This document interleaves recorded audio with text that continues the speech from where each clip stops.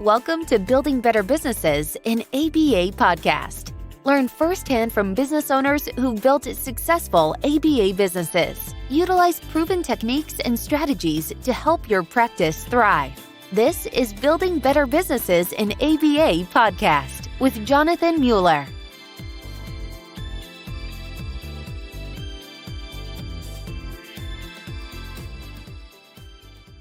Natalya Berdikyan is the founder and chief energy officer at Life by Design Academy. She's passionate about helping people and organizations grow to their full potential. She's a certified coach in energy leadership, performance, and well-being. She has her MBA and over 20 years of experience in international business and management. And she was born in Moscow, speaks 4 languages, and now she lives in Barcelona. Welcome to the pod, Natalya. It's a pleasure. Thank you for the invitation. So Natalya, when we met last year, one of the first things I remember is you describing swimming in the Mediterranean not too far from your apartment in Barcelona. And I was so jealous. But besides that, I got this sense that swimming and being outside was not just about exercise. It was about something more. So tell me, what role does swimming and being outside play in your life? Well, for me, it was reconnecting with myself. It's quite a meditative state, unless it's freezing cold, and then there's a solution for that. And it's reconnecting with self and the nature. And then once you are out there, it's just you and the nature and your thoughts. And that's an amazing way to reconnect to the body and reconnect to the mind and the soul and everything around you. And I found it fascinating, very calming, very peaceful. So it's not at all about the exercise, although clearly that works as well for the body. But yeah. Yeah, it seems like it pushes all of the thoughts, ideas, everything else would be a distraction out and allows you to focus. And once I heard, one psychologist said, you cannot have negative thoughts and swim. It's practically impossible. So it's one of those activities that you can do that actually is calming by nature. So, and it works. Try it.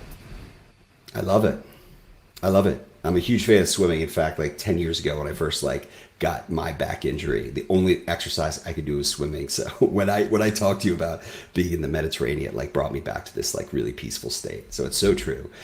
And thinking of peaceful state, or I don't know if this is peaceful, but you speak 4 languages, which again, just another thing that blew my mind. I was like, wow. And I think it was 16 years old, you moved from Russia to California as an exchange student. What was the biggest shock you had moving to the US? Well, it wasn't overly peaceful. So post-Soviet Union from Russia at 16, going to California, from apartment buildings to suburb houses and horses and people living with families, and me not really speaking much English at the time, I must say. We did study it at school, but not that I could actually say much outside of having sheets in front of me. At least I thought I couldn't, one of those things. And so my host sister at the time, 5 years old, when she met me at the airport, I thought, if I could understand her, I can understand everybody. So clearly that happened. And when I went back to Russia, I couldn't actually speak my native language. I had to get a tutor to relearn it back. So I actually lived in that language fully. And that was an amazing experience.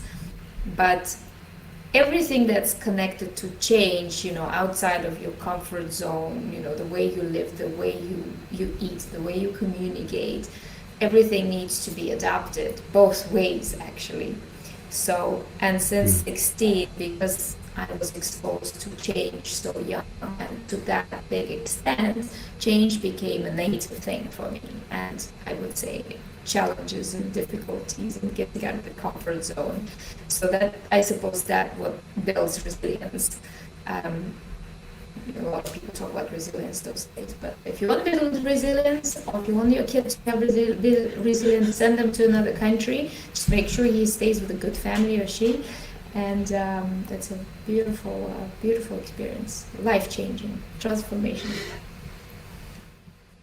Absolutely. It makes me realize, like, we can, as we think about trying to adapt to change, like, you can build resilience to it. And it's like most things, like, but you have to like actively engage in it and practice it. What advice do you have for anyone considering like living or studying abroad, or even just traveling abroad for an extended period? What would you recommend to them? I would say curiosity for me, it's always what drove me. I think curiosity doesn't kill the cat, it actually gives so much. All the opportunities, different perspectives, all the knowledge, plus the languages and all that stuff. I find it amazing. So have an open mind, have curiosity. What's the worst thing that can happen? You don't like it, you go back, and that's it. That's right. I think that the other less spoken part of that expression, curiosity kills the cat, but satisfaction brought it back. I think that came to mind as you described it. It's really hard. It's interesting having like studied abroad. This is like 25 years ago in Beijing, and like learning Chinese, and then having lived in Tanzania and learning Swahili. It's very hard for me to go to another country now if I can't speak the language, because I feel like I'm getting this like thin veneer of just this tourist experience, right? It's like, I don't want that. Like, I want to like legitimately understand, like you did with your 5-year-old host sister, what a place is like. Yeah, so it's tough for me now, unless I'm fully like engaged in learning the language. Or did you learn it in advance and then you went?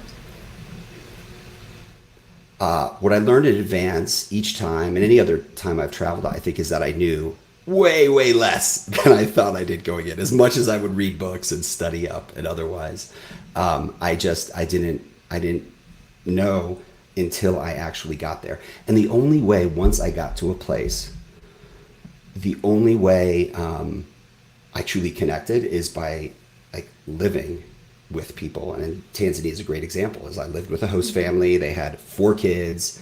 Her name was Mama Happy, because in Tanzania you are called, as a mother, you are called the name of your first daughter, and the first daughter's name was Happiness. And so I called her Mama Happy, and everyone called her Mama Happy. And that was powerful and profound, but it took engaging with people authentically, as opposed to, trying to figure out from tourist books or whatever else. And that's with everything. What people are like. Not just languages or cultures. Connecting to people and really basically living it. It's like, fake it till you make it, or act as if, sort of, like you already immersing yourself in it, and being fully present definitely helps. And if it's a little bit uncomfortable, we tend to, it's like running against the current. If we keep on basically surrendering, that's the trick. So if you're already there, you're stuck there, you might as well embrace it and have fun. So kind of surrendering, and it becomes effortless. At least less struggle, for sure, more fun. I like that idea of surrendering, which is really hard for most people to do in life, I think, right? Because we build up these defense mechanisms, and we have our ego that gets in, and all this stuff that potentially gets in the way. Surrender is a good term. Well, I mean, your organization, Life by Design Academy, that's such a powerful name and concept to me, Natalya, and I know you're really intentional about that too. So why do you call your organization Life by Design? Well, I love working with people, giving them understanding and the tools to create the life they desire. So to design their life they want to have, and believing that's possible no matter where they're right now. Same for their organizations, just like looking back at you going to Tanzania and going to US, how you would have never thought how it would work out. And if you have those tools, you have the compass basically, and I believe everything is possible with the right intentions and with the right tools and the energy. Hence, there's a lot of folks to know. Yeah, right. Well, and for listeners, I encourage you also go on like our YouTube channel, watch the video. Like Natalya, you bring this like peaceful energy, which we're going to get to and talk about in a moment, because energy is so important. But before we get there, like, we hear people talk all the time about time management, and I'm so like sick of this idea of time management. And I, like, someone once told me, like, hey, Mother Teresa, Martin Luther King Jr., they all had the same number of hours in a week that we do. And so when I heard you describe like the idea of energy management as opposed to time management, like, that really resonated with me. So what the heck is energy management? Well, first question, what is energy to you? Oh gosh. There's no right or wrong answer. All right, energy. Okay, thank you for giving me grace. I think energy is the capacity to do activities, whether work, personal, family, or anything else. Okay. So exactly, we cannot do anything, or let's say, how much stuff can we do, or even want to do, if we don't have the energy? And energy is everything. It's not just physical energy, right? It's that willingness, interest, the desire, that it's your inner life source, basically. And it starts with your thoughts. If your thoughts are negative, then you feel negative, and then your behaviors, certain, your actions also come out of that thinking. And so time management, and if you have how you can spend hours trying to do something or procrastinate maybe most of the time, and then something happens and in 5 minutes you get things done, or you get into that flow where time sees existence and it's just measured in a different way, that you create something out of nothing. And it has nothing to do with time, it has to do with energy, that inner source that everybody has, we don't necessarily know how to use it. And that's what we work with. Getting that inner life source to, go up the mountains, to get your things done, to run around with the kids and the house and do the job and still have energy for yourself and feel good about it, and not like, and it has nothing to do with time. One can work for 12 hours and have a lot of energy and feel accomplished and fulfilled, most importantly, while being peaceful. And another can blow up and be stressed within 20 minutes, get things done or not get things done. But the feeling at the end of it is also very different. And it's exhausting.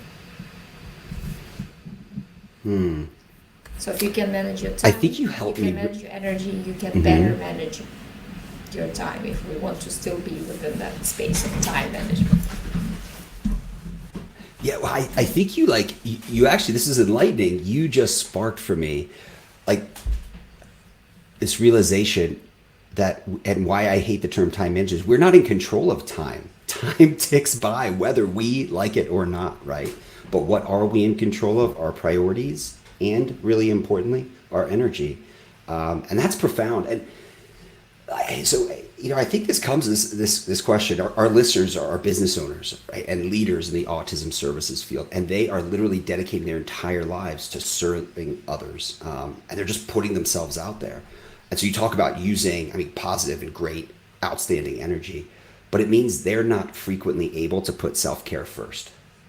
What advice do you have for them on practicing good self-care in this context of good energy management? Thank you for sharing that. And indeed, it does take a lot of energy to care for others, and there's a lot of empathy and compassion, and it's all about others winning and me being a servant.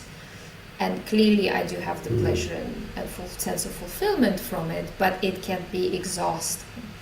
And so in energy management, we'll look at different levels of energy, and this type is at the level 4. That's a caretaker, it's a giver. And so what is very important there is to have that self-balance. And because if you give and you give and you give, it can be exhausting, especially if you don't get anything back in any shape or form, or you don't have a feeling that you're getting something back, whether it's directly from those people or from anywhere else, because there needs to be sort of reciprocation, right? Otherwise you feel exhausted and your cup is not being refilled, right? It's like running your car, you do need to stop to refill the gas, right?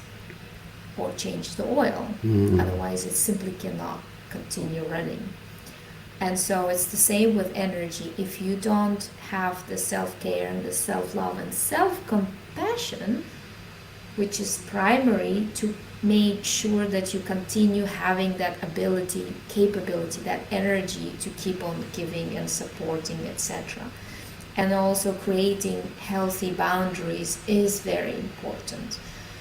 Same like putting the mask on yourself and then to the child, because if you cannot provide for yourself, you simply don't have the resources to do the rest of it.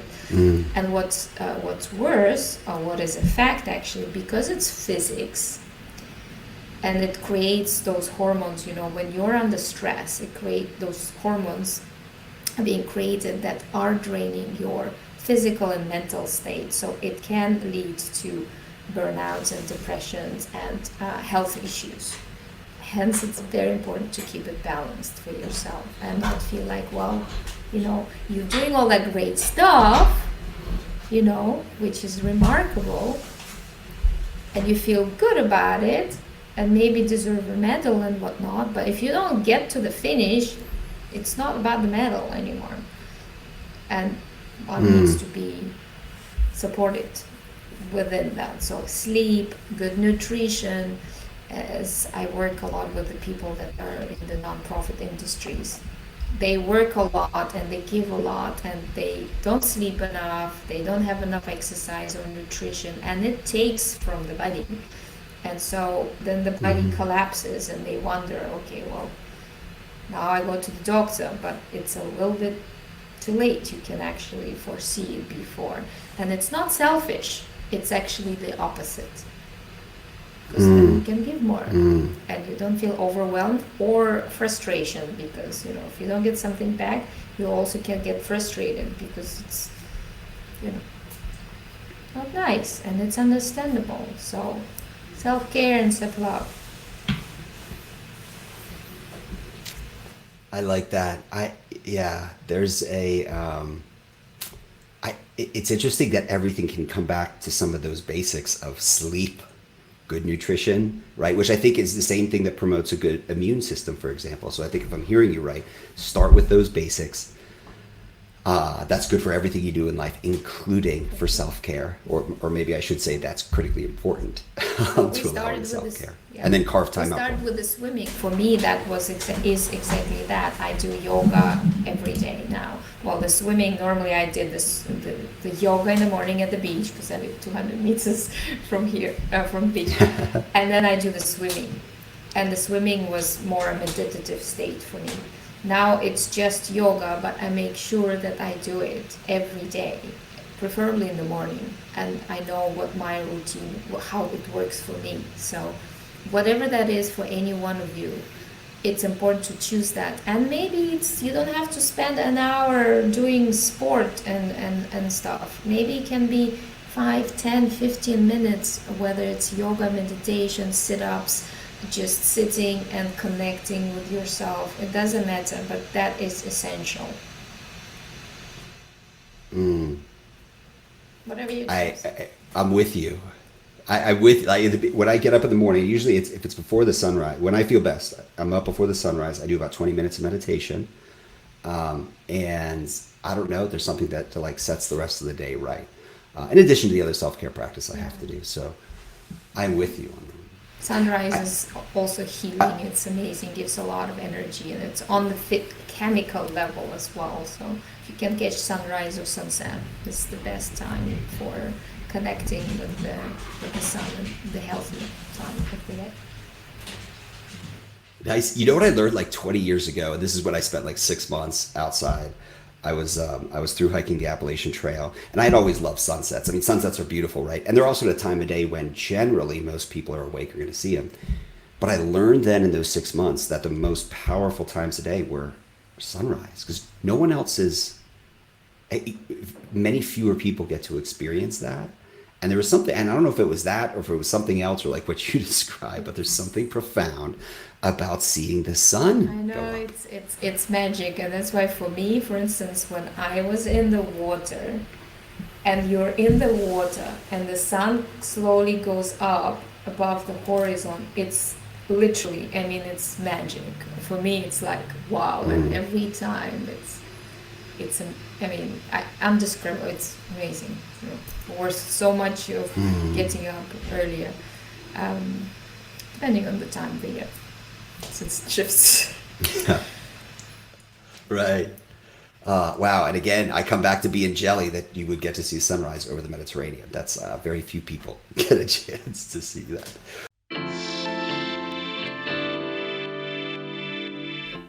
ABA practice owners, are billing and insurance issues getting you down? Well, let me tell you, Element RCM is your answer. Element provides world-class revenue cycle management services, contracting, credentialing, authorizations, billing, and more. Element's your partner, so you can focus on what you love to do, providing the highest quality services to your families and clients. Element's a preferred partner of the Behavioral Health Center of Excellence, and its founders have nearly 20 years of experience owning and operating successful ABA organizations. They understand you. They know that every dollar counts, that integrity is everything. Element works with any practice management system. And Element's not a vendor, they're your partner. So find out more and take a free revenue cycle assessment at elementrcm.ai.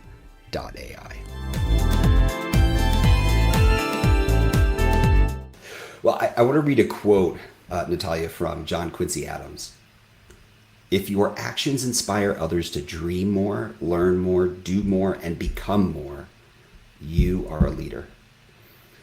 Now, I saw that quote referenced in an online recommendation of your work. It actually was a really powerful recommendation, really like deeply insightful. Like, what did John Quincy Adams get right with that quote? Well, as a leader, we are there for others and set that example. And if we can inspire others to be better by our choices, behaviors, teachings, work, I think it's so wonderful, and I'm actually so touched that you've read it, that you found it. That it makes me feel humble that it works that way, and it actually inspires and helps people what I do, and it's that's amazing. And if more of us can do just a little bit, one thing that can inspire someone else to do something better for themselves and take care of themselves and be better people, better leaders, better parents, and feel better, just be happier and more fulfilled.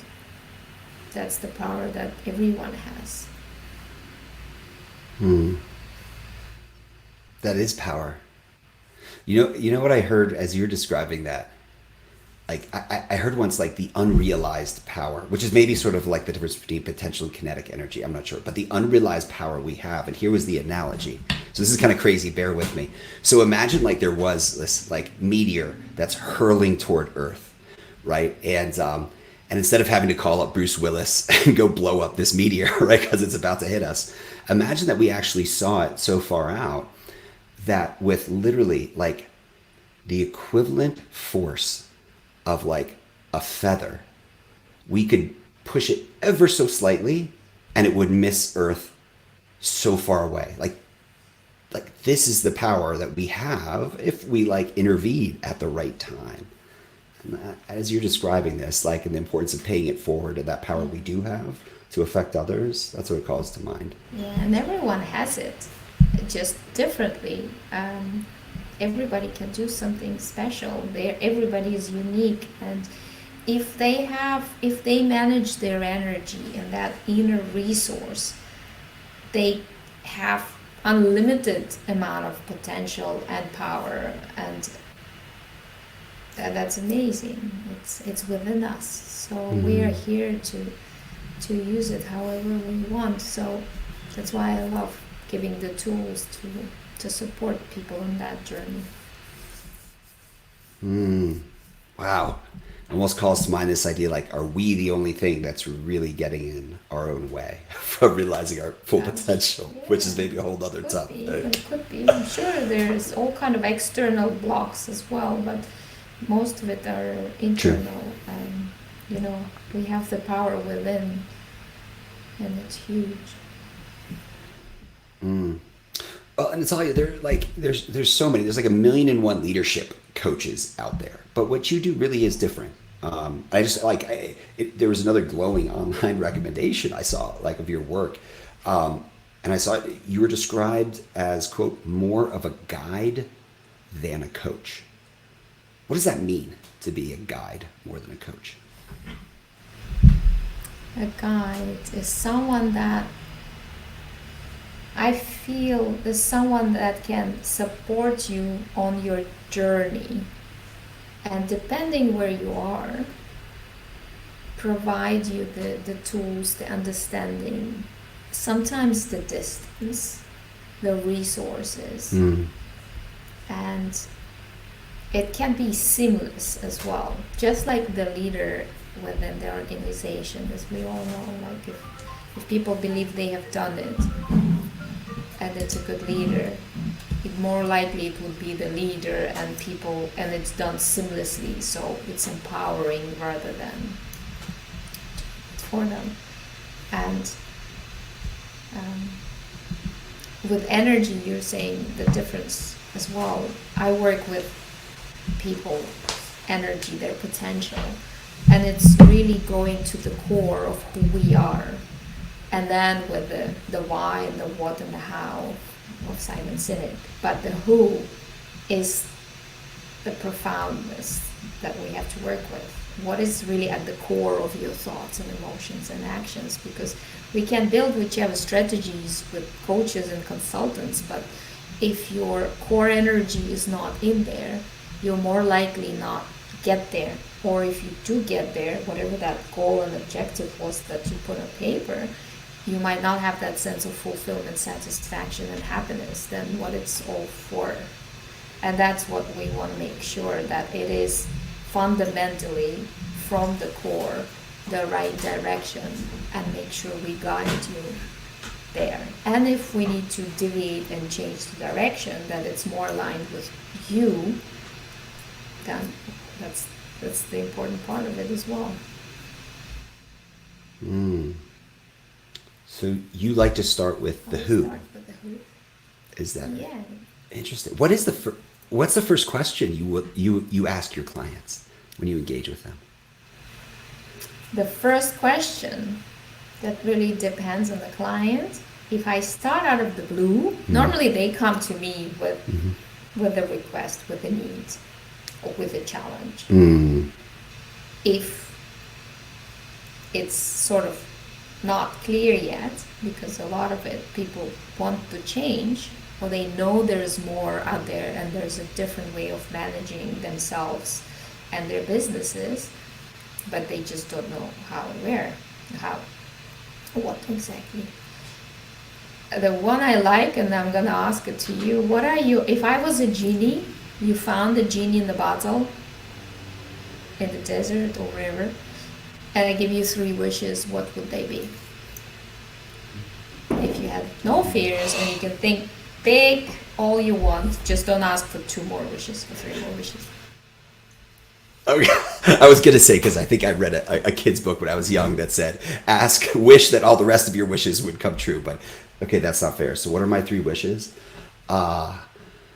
First and foremost, I think I want my family, my parents, my 3 kids, my wife to be healthy and happy and live their best lives. And why is that important to you? I think they give me the most energy. Okay. And I should say they have the biggest effect on my energy, right? Like it's sometimes positive and sometimes when it's just chaos in my house, it could be negative. but I deeply care about them. I love them. I think that's fine. I think my second. Do I need to answer the other If two you wishes? wish. I fair enough. All right. I think my second is that we would have a more autism-ready world, which means our world is better prepared to work with, to be a part of, to just be around those living with neurodiversity, with autism. And my third is that I could ski 300 days a year. Those are my three wishes. All right, that's beautiful. We'll go deeper into each one. We're gonna take a separate session, you and I, to go deeper on those. But I answered your question. I like that, Natalya. I mean, but gosh, and that was like totally not scripted. So, what I took away from that is like to have to like figure out what like motivates you or what your priorities are, what you wish, what you want. That's like a deeply profound sort of self-reflection activity. So I would encourage listeners, go out and answer that question now for yourselves. Very simple What question. three, if you had three wishes? Everybody tends to pause every time because it's your life, that's your priorities. You can ask for anything, and then what we do together with the people we work with is I guide them towards that dream or wishes, and whatever stands on the way, we work on that. Nice. Well, Natalya, as I mentioned, our listeners, many of them are small business owners and leaders. So what's one thing every business owner and leader should start doing? And what's one thing they should stop doing? Well, you're a business owner. What is one thing after listening to this you think you want to? I don't say should, because that's a different energy, by the way. Yeah. Should and have to versus want and get to. What do you want to start doing? And I'm going to get really real here. I schedule an hour every day for quote unquote self-care and, doing a high intensity interval workout or meditation, saying I love my kids. Yes, that's awesome. And I've had this going back many years. Guess how many times I actually follow that 1 hour, i.e. I don't cancel it altogether or like I don't replace it with something else. Maybe 10% of the time. That sucks. Okay. Sorry, sucks is like an inference or a should. But I should stop canceling those. I should start You want being to or you should. consistent. You don't have to do anything. And I that's want the to. thing. So what do you That's a want? good point. I want to. It makes me feel better in my day. It gives me separation from work. And it gives me energy, frankly.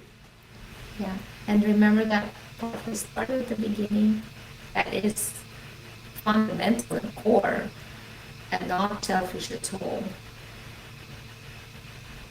If you want to make the world a better place, because that's what your driving energy is, you also need to take care of yourself, because otherwise there will be no you to give to the rest of the world. And then you have more energy, and then you're going to be triple without feeling the effort and enjoy it at the same time. Miracle. Energy management. Yeah, that is a miracle and a gift. Let me ask you, it's interesting. When I work out, like if I'm not at the end of a workout, like lying on the ground, almost feeling like I'm going to puke and like the world's going to end, I don't get as much energy as when I have those feelings. Is that weird? Well, there's a lot to do with limiting beliefs as well. We'll have to go deeper on that. If you believe that you need to be physically exhausted to have a good workout, that's a different thing, because you can have plenty of workout, whether it's yoga or swimming or whatever, where you don't feel that much sweat and that your body is exhausted, but it is a very strong workout and you get in tune with your body and your muscles. But we can take it in the session we're going to schedule for next week. Yeah, I know. I feel like I have to pay for this session. I'm getting like therapy out of it. But that's really interesting. Did I hear you use the term limiting beliefs? Just a thought. So that's the start. I got What you. would you stop doing? Yeah.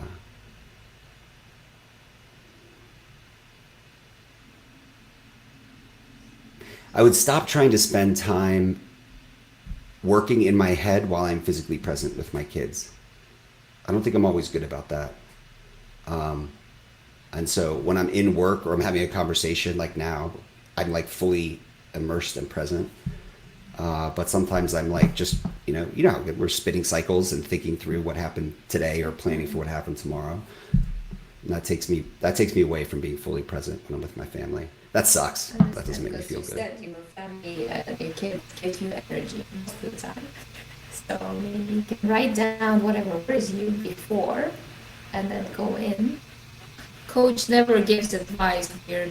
We can have a discussion of what could be some interesting ways to look at it and also go into understand why that happens, etc., etc., and some methodologies around it. But if I were to answer your question is about the start and the finish for your audience, our audience, is what I really love is bringing more awareness to people's lives in terms of what actually gives and drains their energy. So do more of what gives you energy.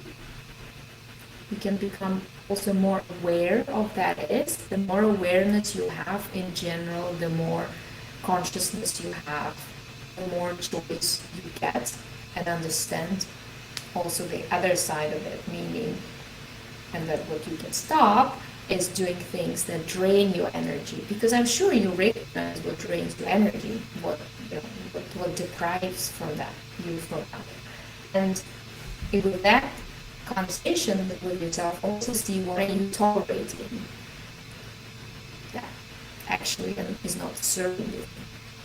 That's also going back to, I'm the hero and I'm helping all these people, and it's really difficult to do what we do, and we need to have more power and more. But what are you tolerating in that process? Because there are some things that you can correct. So kind of like take the spine, the spine, how you call it, the nail from the tire that is hurting the tire to move. If you take that out, to mention those are the things that you're tolerating, you take that, it's gonna go smoother. Well, in case there's a hole and we need to fix the hole. But things that we're tolerating and draining us are depriving us from that potential that we have. And no matter how much time you have, you're not gonna get things done. So that's that question. I like that. So start with the self-awareness and writing down what gives you energy and what takes away energy as a first step toward being intentional about engaging more in the former and not in the latter. Powerful. Embrace that awareness. So powerful. Every time it comes up, every time something pisses you off and you feel like, or you lose confidence or whatever, go behind it. What is actually happening? What thoughts are driving those emotions? Or why is that? Why is that? I really question, and also question those limiting beliefs as well. And then it becomes more and more clear every time, and you'll be able to manage it better. Wow, that's transcendent. That's like, all right. Yes, like you said, the next session. My quest to find that right energy. Yeah, that right peace. Sounds good. Well, we'll put the link in the show notes. But Natalya, this has been an amazing conversation. Where can people find you online? I suppose you're gonna put my first and last name. I'm everywhere. It's LinkedIn, Natalya Berdikyan. You have the website lifedesign/academy.com, Instagram, Facebook, first last name, you name it. Send an email, contact@lifedesign-academy.com. I'm here to support and guide you through. Awesome. Nice. And Natalia truly is like as peaceful as you are hearing her come across. Her this like peaceful and calm energy. Like it's like you said, as a guide, as a coach, you're not there to give answers. You're there to have a discussion. I love that. All right. So are you ready for our hot take rapid fire questions? Sure. All right. Let's start. Natalia, you're on your deathbed. What's the one thing you want to be remembered for? Energy. Mm. Access. What's your most important self-care practice? Yoga. I already told you that. Nice. All right. If you could cancel all your meetings, skip all your responsibilities for a day, how would you spend the day? I feel like I do that already. I would travel, but I have my sea and my nature and the dog, and maybe spend more time with people I love, which are across in Russia, US, Latin America, and everywhere. Right on. What's your favorite song ever? I had the time of my life from Dirty Dancing. Nice. Oh, It was my wedding. uber classic. Sorry? That's an uber classic. Wait, did you say it was in your wedding? Song, yeah. Oh, beautiful. Well, Natalia, if there's one place in the world that you think should be on everyone's bucket list, what is it? Their heart. Ooh. I can say Bali and Thailand and I like top that of the style. mountain, but I think it really starts there. That's a journey too. I love it. Internally. And finally, you can only wear one style of footwear for the rest of your life. Which would it be? I would say comfortable sneakers, but they'll need to look good too. That they fit with the dresses and the jeans. Function and fashion. I'll put, yes. Right on. Well, Natalia, it has been such a pleasure. Thank you so much for spending your time and your energy. Wow, with us it's your today. time. Thank you for your time and your energy and giving all of that to both beautiful listeners. Thank you. Right on. Thanks for listening to Building Better Businesses in ABA podcast. Stay tuned for our next exciting episode. In the meantime, please like, subscribe, share, and comment. We value your feedback. Don't forget to follow us on social media at elementrcm.ai.